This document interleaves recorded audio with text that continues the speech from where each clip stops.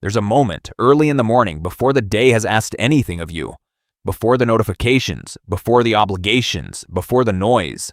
Most people sleep through it, not because they're lazy, but because nobody told them what that moment actually is.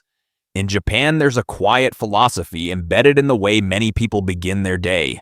It doesn't require a 5-hour routine. It doesn't demand perfection. It's not about doing more. It's about doing the right things in the right order, with a kind of deliberate calm that sets the tone for everything that follows. And here's what's interesting.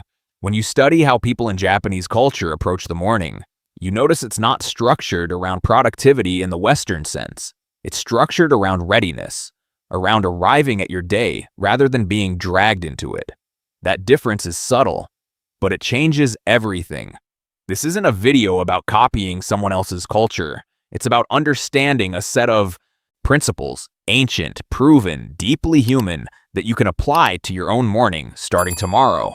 Let's begin. The first principle is called junbi. It means preparation, but not the kind of preparation most people think of.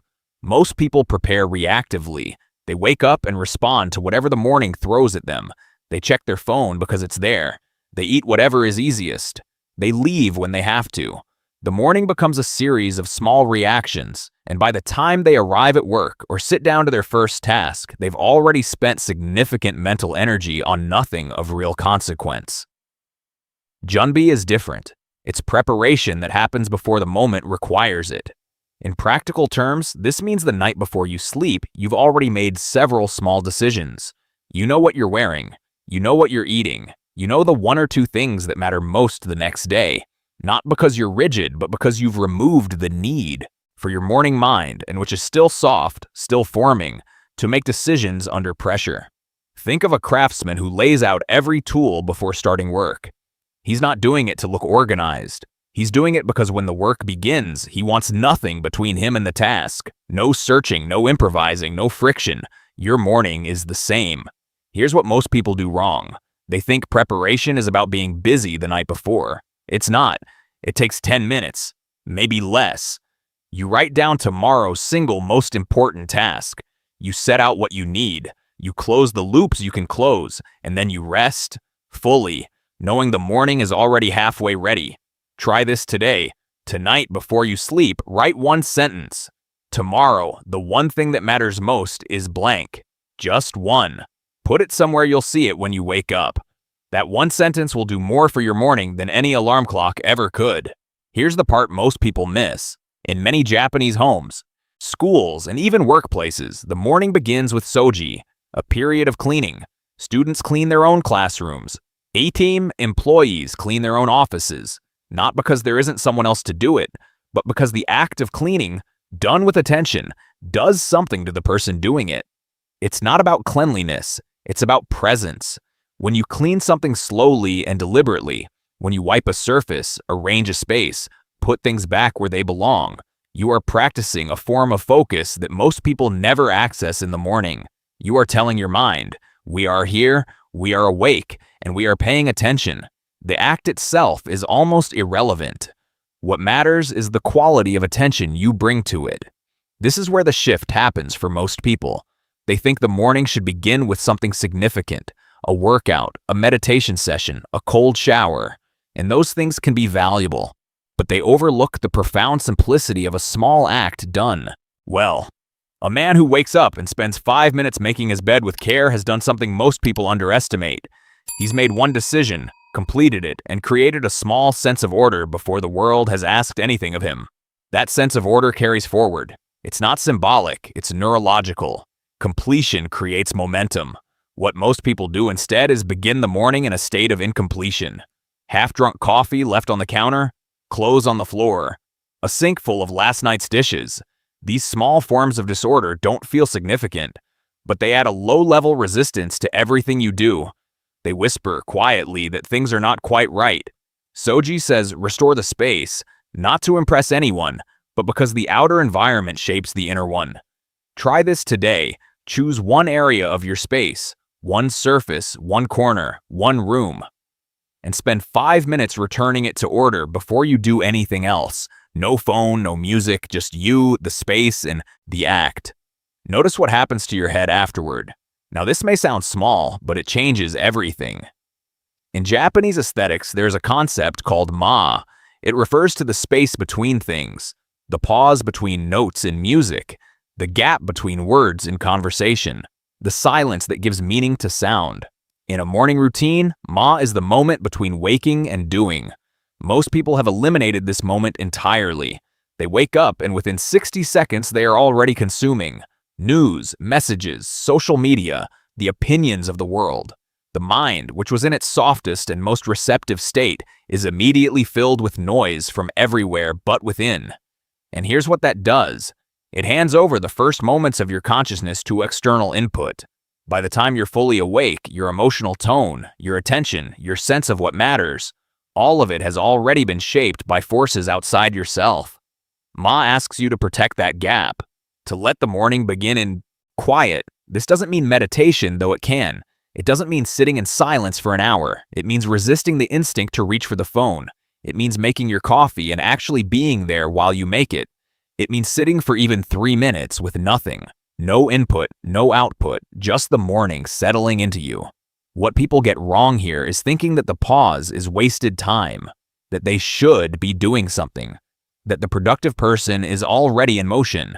But the person who begins in stillness makes better decisions all day, not because stillness is magic, but because the mind that has had even a few minutes of quiet has a clearer sense of its own priorities. It's less reactive, less scattered, more itself. Think of it this way. You wouldn't start driving at full speed on a cold engine. You'd let it warm up. Your mind is the same.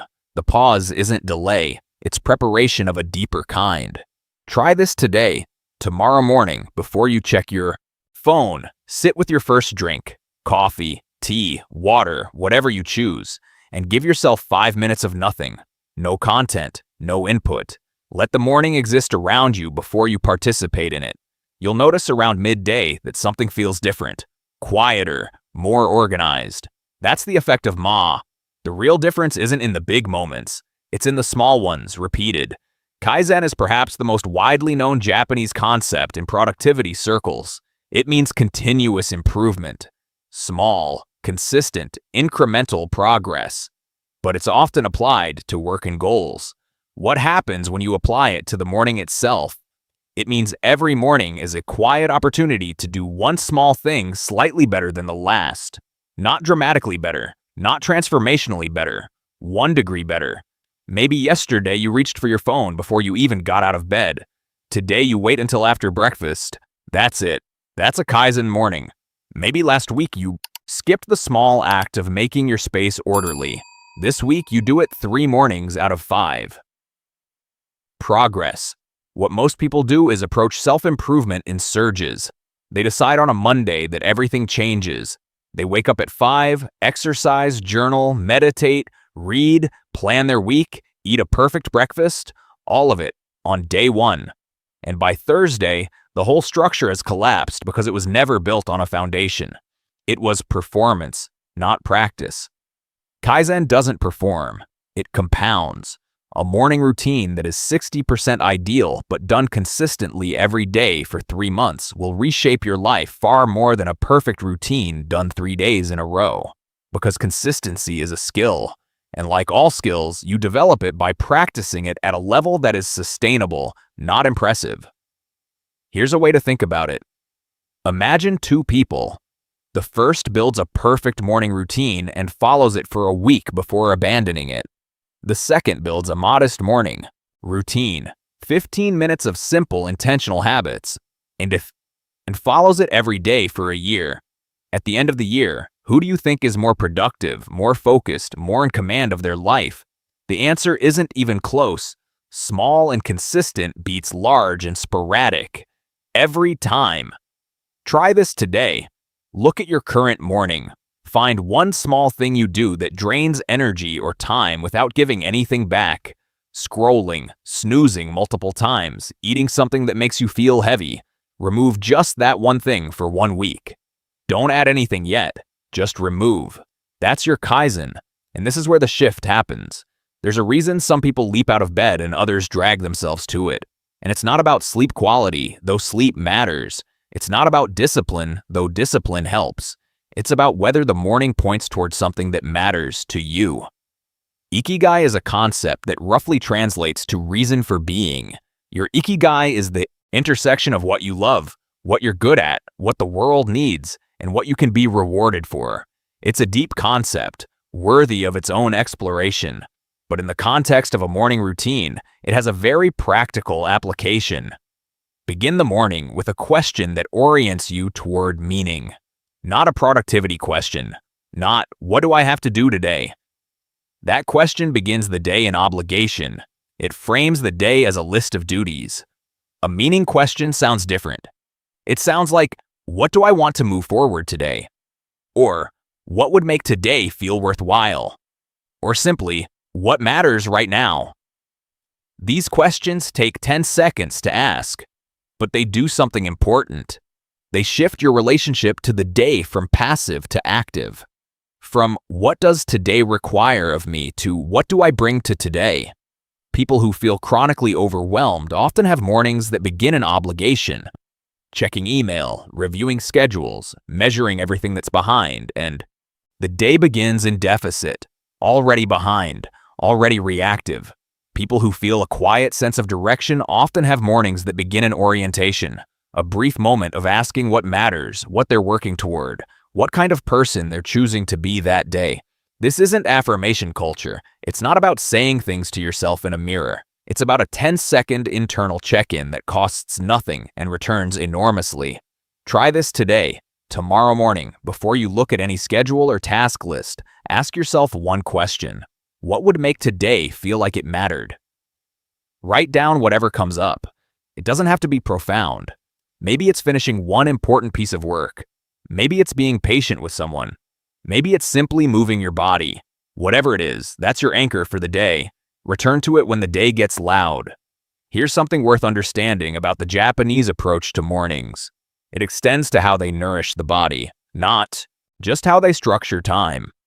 Harahachi-bu is a practice associated with Okinawa, one of the world's famous blue zones where people consistently live long, vital lives. It means eating until you are 80% full. Not stuffed, not still hungry, just enough. In the context of the morning, this principle carries a broader message. Don't overconsume before you've produced anything. Most people's mornings are heavy with input before any output. A large breakfast that creates sluggishness. An hour of news and content before a single thought of their own has been completed. A day that begins bloated, not just physically, but mentally. The body that begins lightly moves differently. A modest, deliberate breakfast, something with actual nourishment rather than convenience, sits in the body with less weight.